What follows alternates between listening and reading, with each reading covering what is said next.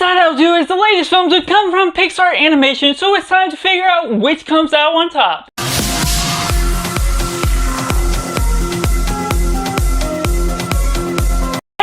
Welcome to Cinema, where we focus on the film. I'm Josh, this is Simply Cinema. Let me know down in the comments below how you would rank all 28 Pixar animation films from your least favorite to your favorite, so we can have a nice, lovely discussion down in the comments below, respecting each and everyone's opinions, sharing our hot takes, and everything that goes in between. And going right into the list, at last place, we have Soul, one that is personally something that should click in all the right ways for me, has the right ingredients, all the philosophical and psychological manners of what it's going into, diving into the subject of afterlife and touching in on the themes of what it takes to have passion for something, but all of the right ingredients go in all of the wrong directions, feeling overly simplified, and just the way they have these open-ended questions where you're gonna take this character and how he gets to relive his life in a different way, go off from the trail that leads to death. It's one of the more adult films for Pixar where it's going in its direction. But ultimately, when they take things into a direction that just doesn't jive with all the right mannerisms that goes all the way deep into what it could be, obviously they have to separate it, make it more a little simplified for kids, but that also holds it back from the potential that I feel would work most effectively for me, even if it is a type of film that I really expected something a lot more out of. And at number 27, we have Lightyear, oversimplified and safe story that you could go with this. This is meant to be Andy's favorite movie, and what you get out of this one compared to the straight-to-video Lightyear video as well,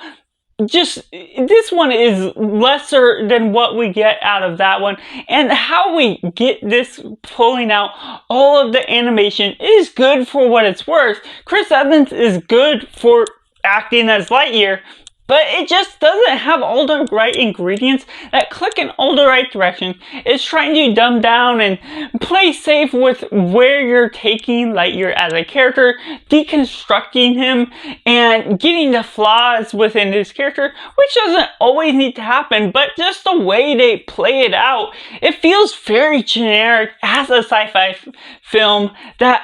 as a sci-fi fan,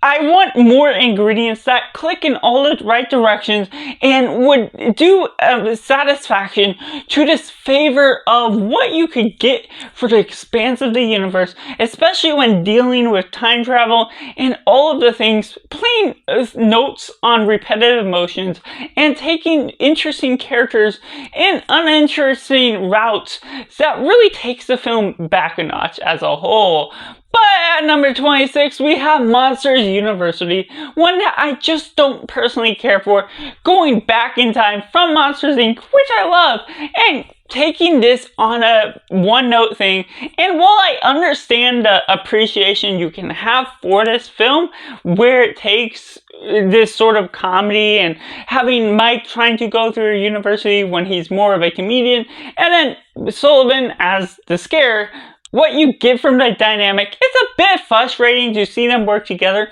All of the other side characters aren't necessarily as compelling. What we get from their build-up, what we get from their teams, how it progresses as a whole, I didn't necessarily feel like I needed to do this story and see how they get together, how they get to Monsters Inc. And while it is satisfactory for what it's worth and what it delivers on, it's just not one that clicks for me as a whole. But at number 25, we have Cars 2, one that is frustrating for me because I liked it a lot when I was much younger, and I see the good merits where it's so rambunctious and so wild that it can be good. But it also is frustrating for Mater, which is a character I like as a side character, putting him in the main character seat, and his humor being overly rambunctious, having too much of him that can really take in this drama side, this James Bond spy thriller, and intermixing it with an overly juvenile comedy that just does not mesh well altogether. And while I love the appreciation for what you can get out of it, having these two polar opposite type of attitudes, it just makes it land right in the middle for me, because you get all of this good substance and then you also get this good substance over here, but combining them together and having too much of one ingredient that's a bit more of a comedy, it just does not always flow well in the right directions with what you're getting out of this great race, these great World Cup tours, and just making it into a huge comedy that doesn't always work in the right directions. And coming in number 24, we have Cars 3, one that plays it kind of safe with the direction, feels a little repetitive to what we get in the first film, just passing off the baton to the next car. And while it has its own unique merits and plays along the same ideas as a Rambo 5 type of franchise, except some little different ingredients along the way, just what we get out of the film as a whole doesn't have all the pizzazz that the first film has to offer. The music soundtrack can be good, the animation is fair as always for what this film has to offer to the franchise as a whole, building upon the world, but not necessarily in a cultural revelation to what we really need. And while it has some nice nods to where we go and looking back on history, what Lightning McQueen has to learn as he is training this new racer into the races, as we're introducing these new electric powered cars into the races where we're getting new technology, and Lightning McQueen sort of has to feel put on the back burner, humble himself a bit more, and just how that all progresses, learning and putting us into a whole new generation, even if we don't continue on from here, has its good merits, but doesn't win my heart over as a whole. Next up, we have Brave, which is one that I feel some people are a little bit too harsh on. Yes, it has its own generic subside of where it's going with its story. It's adventurous. It is basing all its ideas off of being courageous, surpassing all your fears, and learning how to appreciate your parents for who they are, and just learning about how to humble yourself and go about all these different directions with this generic sort of ideas with where it's taking its subplots. But ultimately it still wins my heart with the ideas that it's going after. It's a setting that is just very different and not Pixar-like with what it's doing, which can separate it and not be super lively with its direction, but it also stands out amongst others, which makes it something that is worthwhile. And building Merida as this Disney Pixar princess of sorts, what they do with that and how they establish her as her own character, building her up with her own quirks and having to redeem her character, having to build up what it means to mend a bond between her and her mother, and the different dynamics you get within that just builds upon some interesting characters, some interesting tropes that goes about along the way, with nothing that becomes too surprising, which can hold it back a little bit, but still something that I find a good amount of fun to be had as a whole. Moving on, we have Finding Dory, one that I appreciate just for what it's going over, looking into short-term memory loss, putting Dory as the front and center, and while she is a little bit more redeemable and lovable as a side character, what we get from her is still good for what you're getting out of the dissection of her mental illness and everything that's going on with that, and it's just a lively environment once you get all of those short little wins from when she remembers some certain ideas, certain memories. It feels lovely and fun for how you can really connect with her character, but some of the things that take it back from its first film, Finding Nemo, it just doesn't always click when you're taking it into this Marine Institute and all of these things that were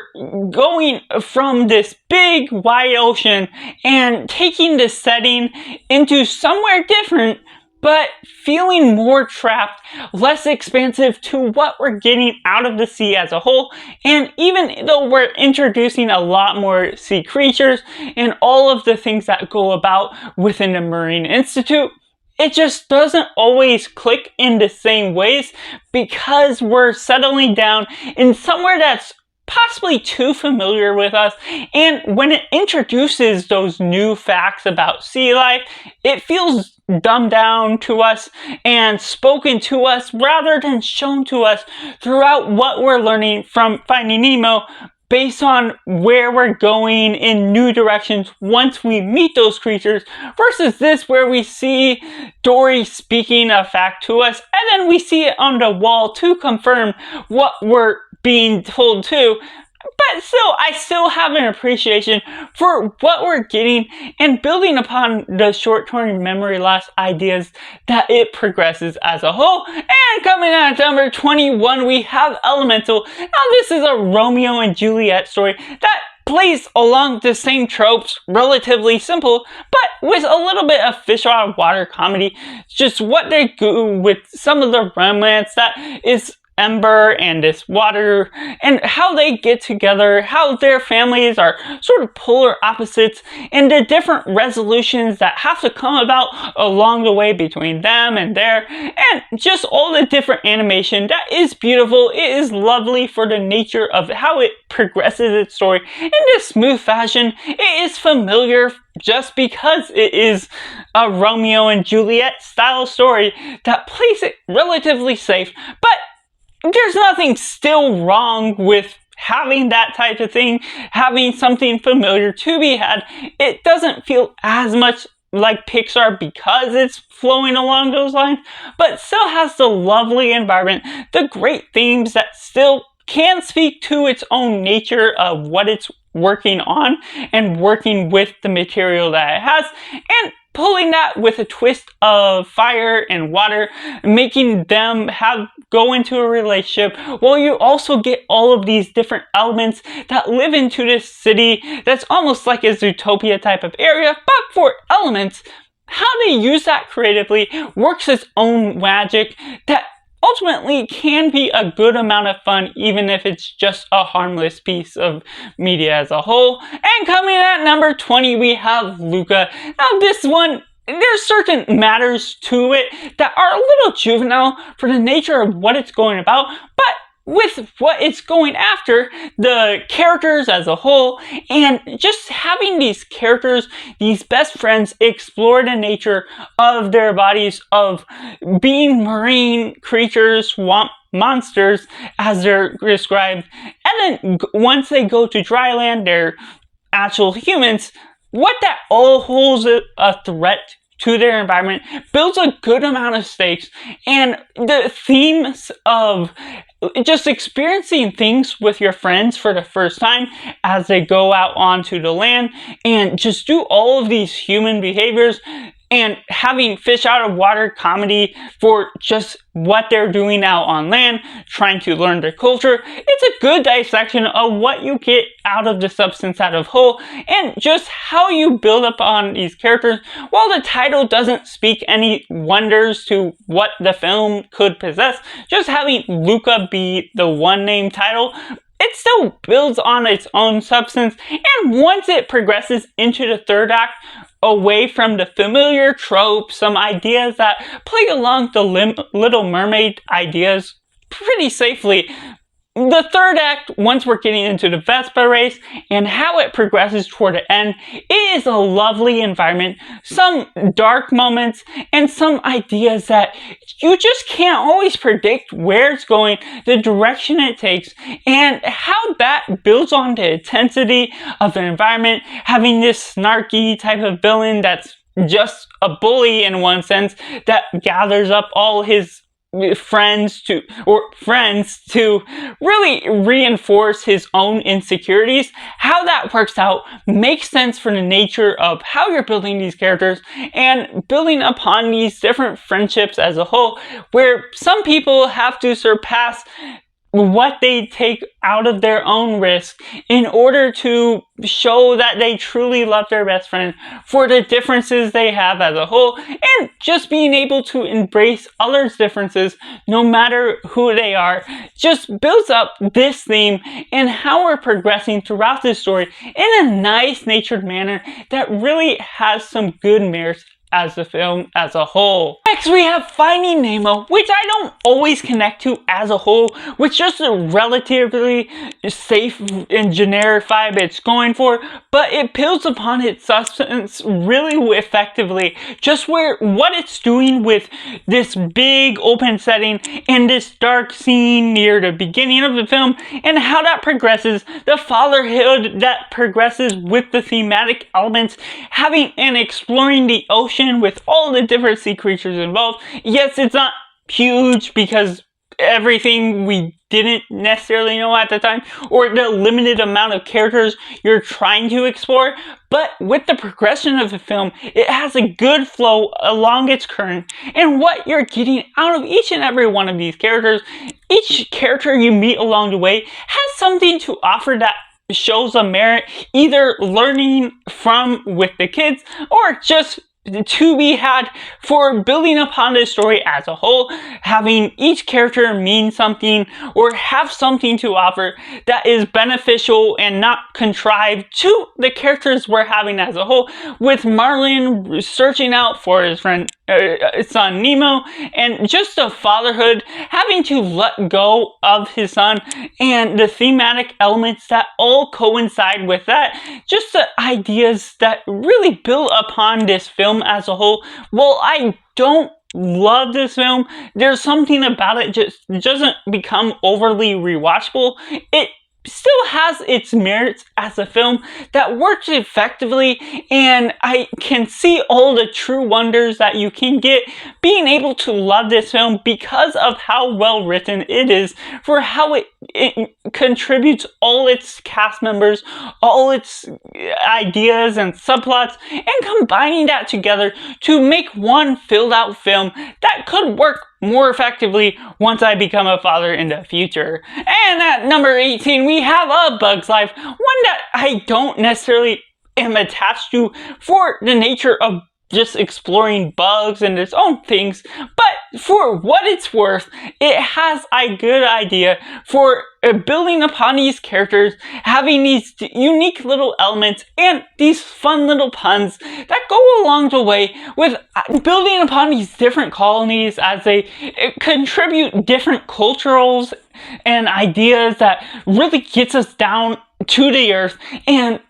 dissect each and everything that they could be going through, how they contribute, and little humor bits here and there of how these ants react once a leaf lands in their path. Once you're following the straight line, really contributes what you can expect for this idea, and it's clever in its wits and what it goes about building upon its characters. While it doesn't offer the most vibrant of settings as a story, because it's just really just earth, the ground, and its purest nature, it offers what it needs to, goes about this story by creating these human elements within these bug characters that helps it be able to at least dissect and be able to relate these characters a little bit more for the human capabilities that they relatively have, for the nature of how these different bad things can happen, and how they can connect together to redeem each and every character that goes about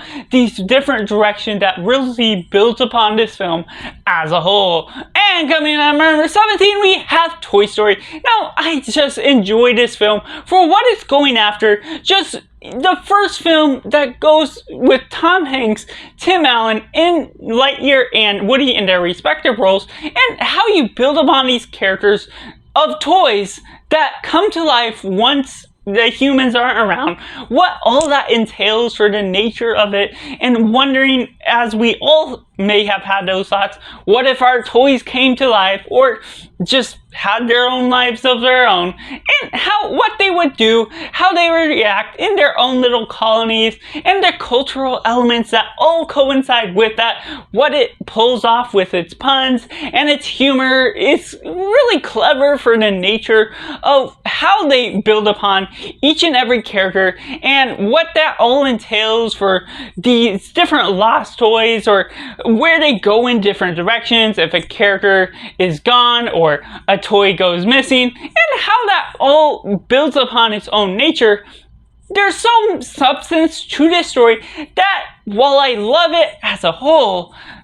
it just goes in absurd directions. With having Sid as the villain, I feel like he's a bit more of a psychopath than he should be as this young boy, and just how they put him in the environment where his family, while we don't get much behind the background to know what it's all about, we don't see a father, but we have a mother that has this sister that's assumedly good for the nature. He sort of feels out of place for the natural environment, what we're getting out of, and being able to order a rocket and just explode things in the backyard, no consequences, and nothing that's going about all the way. It feels like there's something that needs to be built up a lot more answers that need to be coincided with, that has always kind of felt left out of something that otherwise could be a great film.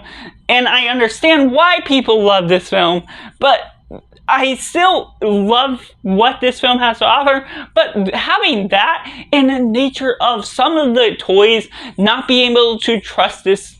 Woody after he does one deceptive element, and what that all entails at the end of the day, just goes about different directions that makes me love this film, but also have a few problems that really hold this film back as a whole for the vibe that it's going for. And at number 16, we have Turning Red. Now, I just enjoy the nature of what you're doing for the emotions, the anxiety of this girl that's going through these periods of such a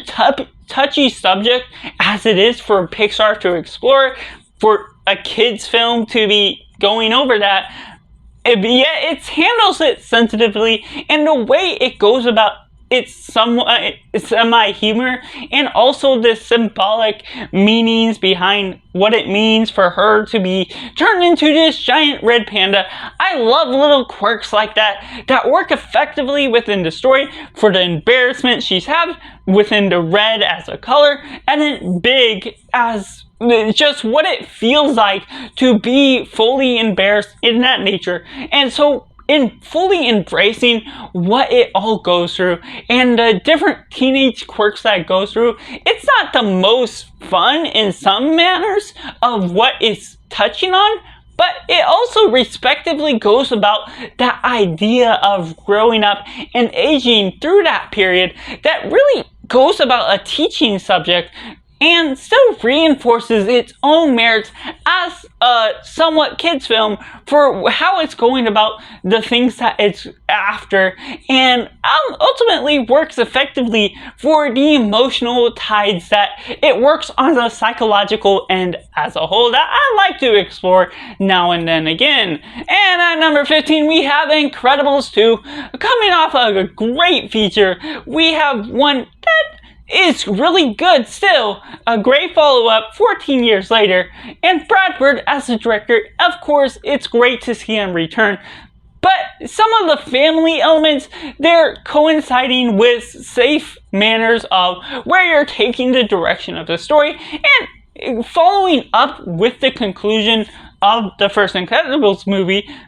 we don't get as much from the Underminer. That can be a little underwhelming. Some of the villain of the story, it's good for the nature of what you're going for. There's big stakes for taking over these superheroes, making them turn evil and turn against the Incredibles, or turn against all these other things. And how they go about that obviously builds a big threat to the world as a whole, but it doesn't always go into this supernatural nature that really builds upon what really could be coming out of it, what we could be getting, or in general,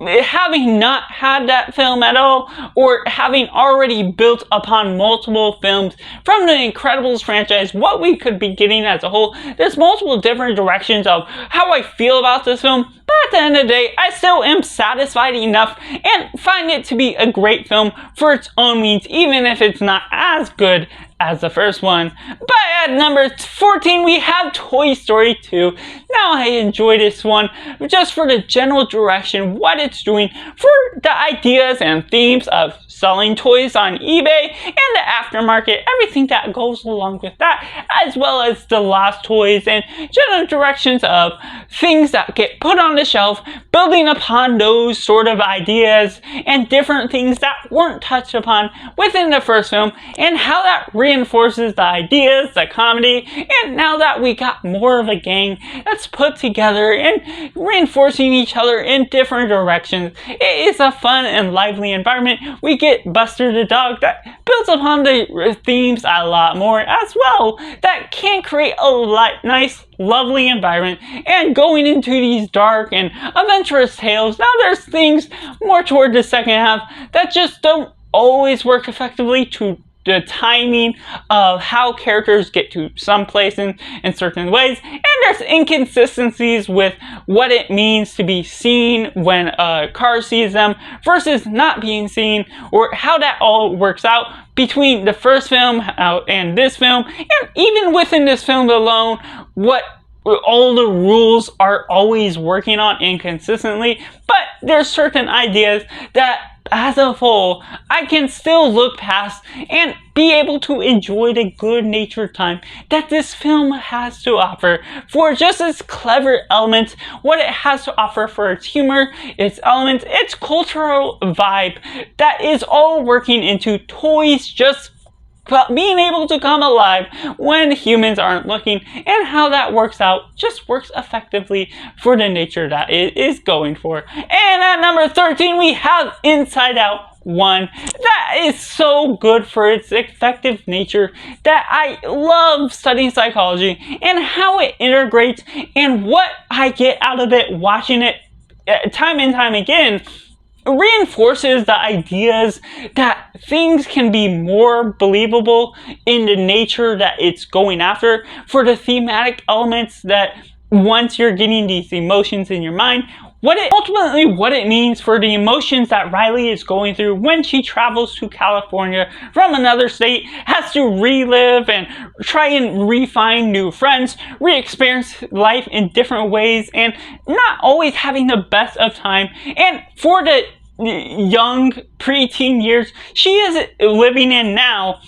you see the proper emotions that are going about in her mind, and how that translates to real life, and all of the different balances of the different islands that what makes up Riley, and all of these different subplots and clever ideas of what is really going on in her mind versus what is going on in the real world. It is clever for its own wits, its psychological study, and for someone that really loves psychology, I still can really sink into what this film is having to offer as a whole. But ultimately, some things that hold this film back for me, that always feels missing every time I watch it, is that there should be a bit more emotions,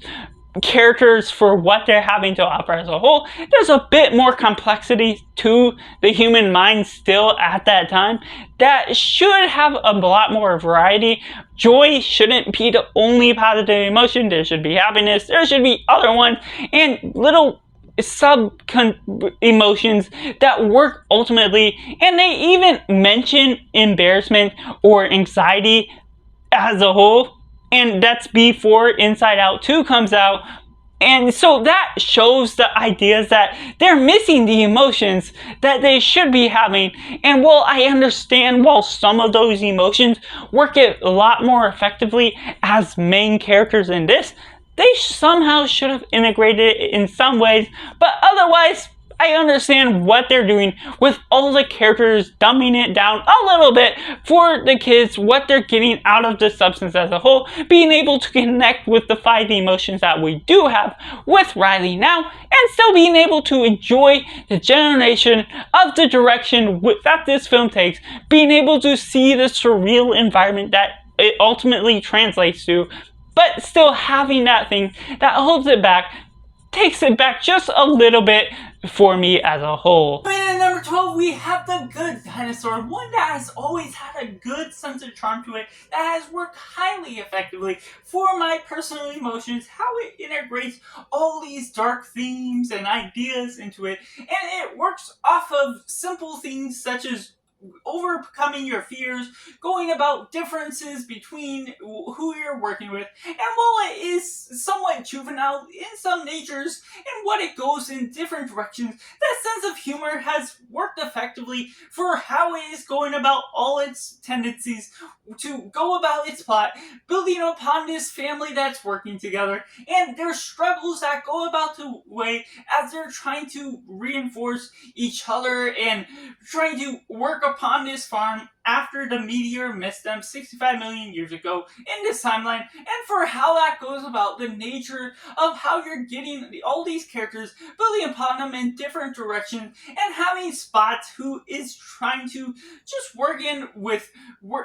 trying to find his family, the emotional guidance that takes this film to a different level, just really enhances the experience for me, that has felt so charming and really lively for the experience that you get with this Pixar film that has a dark type of element throughout the story in this moment that really builds upon it, and it has an over ridiculous moment that is just overly silly but still effective in what I can have a good laugh at. And so this one has just always been a good amount of fun for me, even if it isn't as deep and melancholic or thoughtful in what it progresses with its themes as a whole. But at number 11, we have Toy Story 4, the one about lost toys that builds upon its themes in great direction and reinforcement. While it didn't feel like the film that really needed to be made, coming off of a great ending from Toy Story 3, it just delivered on a great follow-up that still delivers on its good own merits for a new direction for this franchise, or depending on where we want to take with it, and just a send-off of Woody is emotional, it has its own guidance in creating all of these great villainous type characters that aren't always as bad as they may seem, and just what you get from anti-heroes or other things along the way, everything we build upon, the journey and adventure we take on the road, once more just reinforces a different way that you can have a good amount of fun with. Josh Cooley as the director is just fantastic and builds upon beautiful animation that really is super surrealistic at this time for when this was made, and just creates a great environment for the toys to be in once again, and having Forky be the new member that's just a plastic spork being made into a toy, and what it means for how toys can mean something special to someone, just really reinforces the themes we've gotten in the past, how toys are meant to be there for their kids, and how that builds upon and creates a complete package. Has been a great film that I can still suffice to say I just enjoy it as a whole. And before I go to my top 10, make sure to like this video if you've been enjoying it thus far, and subscribe if you're already to join this film culture community where we talk about the love of cinema as a whole. By going into my top 10, we have Cars, one that sometimes can be on the lesser end of this list, but has always been something that I really enjoy, really connect with, maybe because I first watched it at a time that was for me when I was 7 years old, watching it for the first time in theaters. And it has a good amount of connection, but even watching this at 25, it has its own sufficient way of going about teaching themes of humility and all these ideas of friendship and building upon these different ideas that really just don't seem like they would work within this world of talking cars and not having humans around,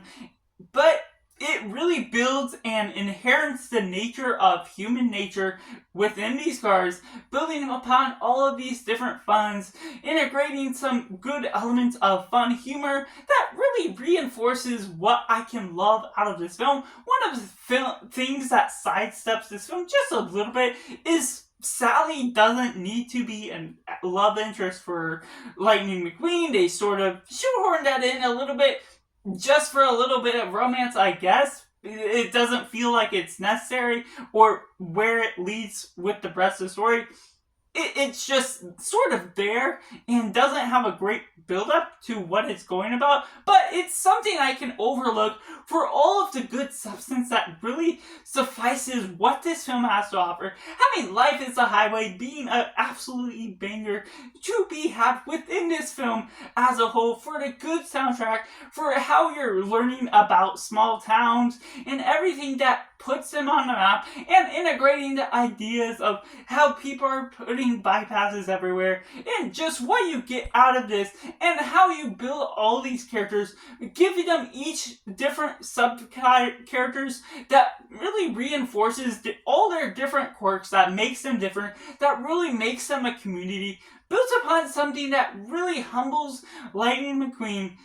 builds upon the ideas of racers as a whole, and almost creates out of the three main racers a hero, an anti-hero, and a villain that really builds upon what this film has to offer, creating all sorts of characters with great elements, with great ideas, and great themes. That really works for this film as a whole. But at number 9, we have Toy Story 3, the one that leads into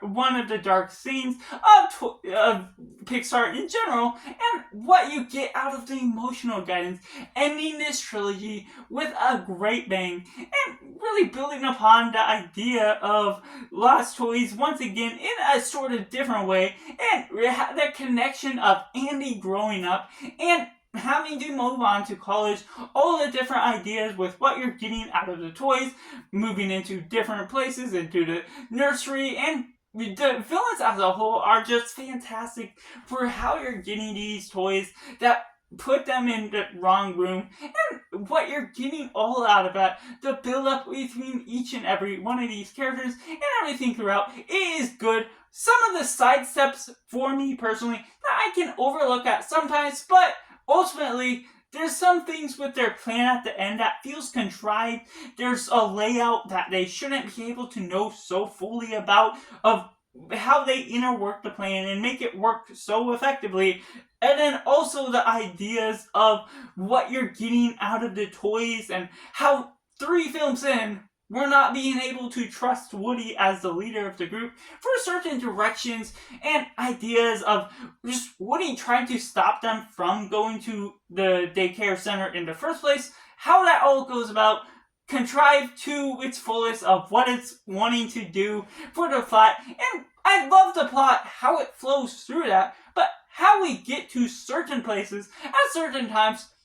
are kind of forced for the direction that doesn't always make sense for how they should be trusting Woody, which is a repeat on what we didn't get from Toy Story 1, them not trusting Woody. And so what that all goes about when Woody has been the leader for so many years, goes about some weird character motivations, and it's often Mr. Potato Head that doesn't trust Woody and reinforces the group to not trust him. So I don't know what's going on there, what they're doing with that character, but Either way, it's a fun film, it's an emotional ride, and it's a great conclusion to that trilogy as a whole. And at number 8, we have WALL-E. Now, this is a film all about the humanity and the world around us, and going into all of these different thematic ideas of just the world and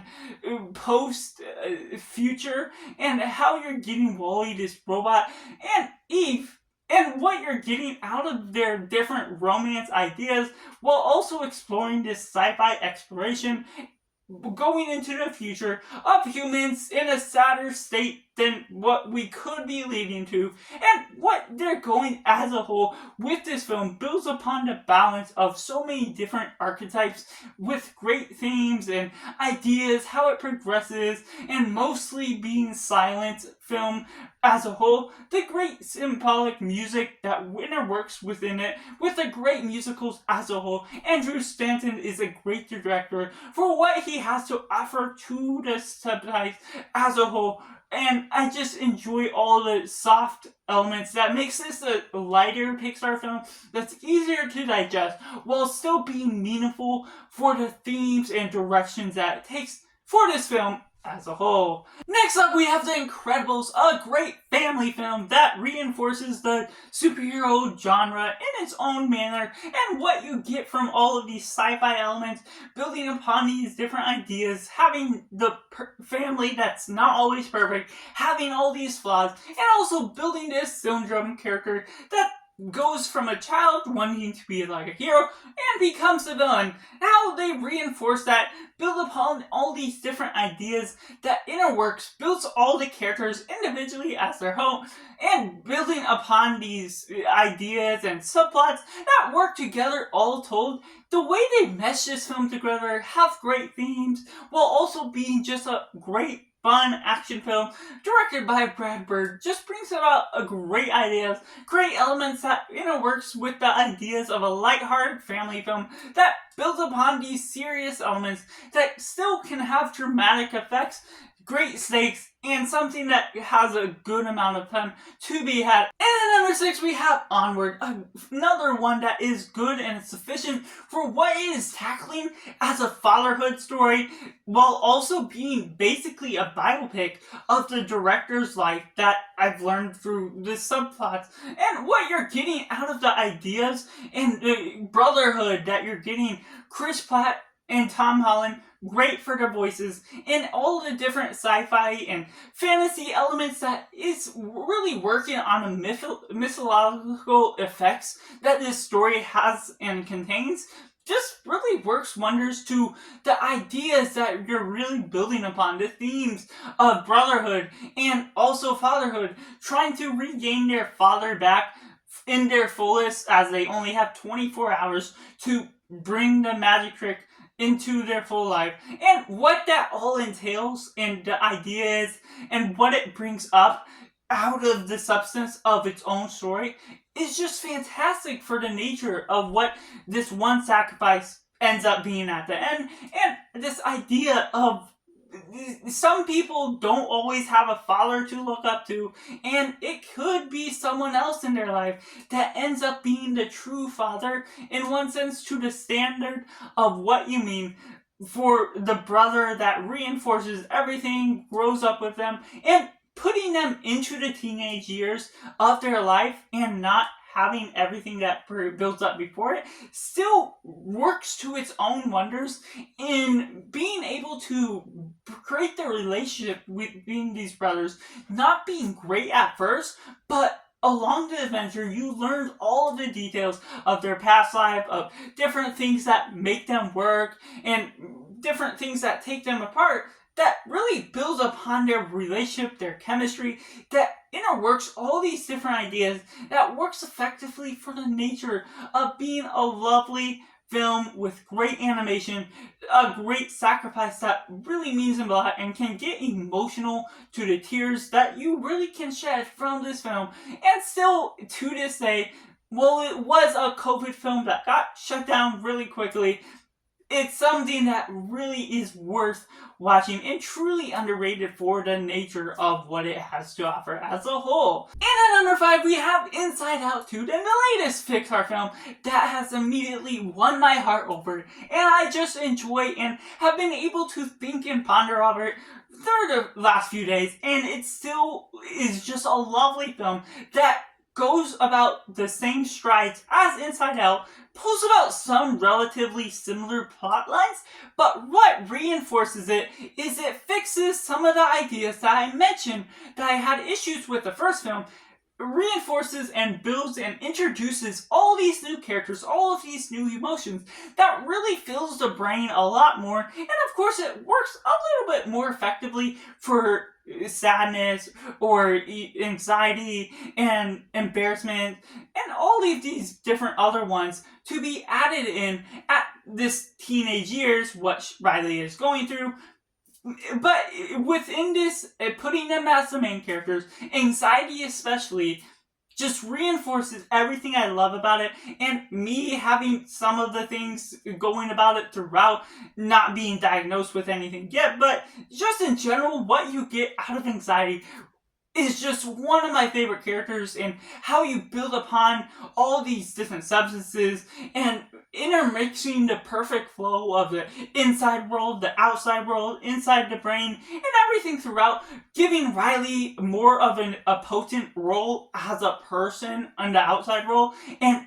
getting the flow between everything that works with its animation, with how it progresses its story from beginning to end, and building upon all of these different clever ideas and puns, what it's working with its humor is still a wonder and has some interesting and unique story elements, especially halfway through, with what it does with some part of Riley's brain that I won't spoil, but what they're doing with the nature of how they're progressing this film, with Riley sort of aging, going into these teenage years, what she has to do when she learns her friends are moving somewhere, and how that world works out as she's moving to a new school. And while it boils down to being in a basic hockey camp sort of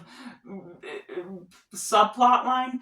it just still works upon the nature of believability. What you're expecting to happen, it ends up happening, and how you're working that, it could be very important as a film for teenagers around this time. And so just having seen this now really answers a lot of questions of things we can relate to, things we went to, and how that boils down to with being a fan of psychology and studying it as a whole. Just makes this more surreal, more surprising for the nature of where some Pixar films have been coming about recently, haven't been as good. But this one, it's just a complete surprise, a complete blast, but more importantly, has the substance that makes it work with great, deep, and symbolic themes that just really gives nod to its humor, while also being able to balance its serious moments just as effectively. And at number 4, we have up one of the first great 10 minutes of any Pixar film that it has to be had. Just a love story, the dramatic emotions that it has just within that first sentence is so great for what it flows about for the rest of the story, what the rest of the story has to hold with the adventure, and how that all entails for different deception and different themes of what your hero is in your mind might be different in reality, and where you have to go. Life is what you make out of it, and adventure is out there. And just the generational gap you get between Carl and the kid, what that all works out is so great and believable for the nature of where you put these characters in each position and how they resolve their different conflicts and differences by the end. And build upon all these different sub-characters, such as Doug and the bird, and Kevin, and what all that entails in working different directions, making life what it should be, and looking at the simplicity and the love of adventure that life can be a different adventure than you expect it to go, and what you think it really is about just builds upon great symbolic ideas that really works in, makes you think about everything that it has to explain to you, and just creates a great, lovely environment to be had for this film generally as a whole. And at number 3, we have Ratatouille, one that goes and reinforces the idea that people can become who they really truly can become. People, not necessarily anyone can become anything, but anyone can be anything from anywhere. And so just what that all entails creates this rat that becomes a cook that knows all the ingredients that makes a great dish, and subsiding along those subplots creates a great dynamic between all these characters, just having some talking rats, but still building upon what makes it work effectively, from the nature of the fear of having rats in the kitchen, how everything just doesn't necessarily always go the way you expect in life, and within what this film has to go, that's not always predictable, but takes life in all the right direction, that puts Remy in a great start to what he has to do, even if there's risk that he has to take and is willing to take. Sometimes the angle